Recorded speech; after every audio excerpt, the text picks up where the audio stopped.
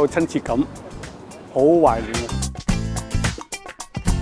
翻去都會呼籲嗰啲街坊啊，揾啲老友嚟睇㗎。3、2、1，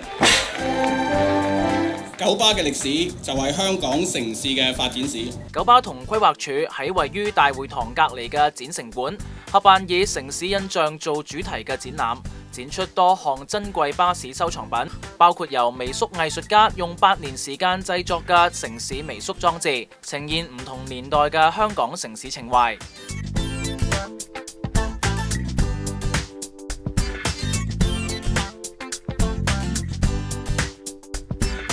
仲有1:13仿真度極高嘅手造巴士模型，每部價值超過15000港元。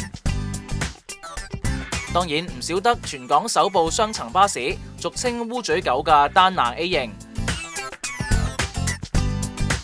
為咗今次展覽，我哋安排丹拿 A 型巴士喺凌晨時分由新界運到香港，又揾翻已經退咗休嘅舊同事錄音重演翻當年喺巴士上賣車飛嘅情況。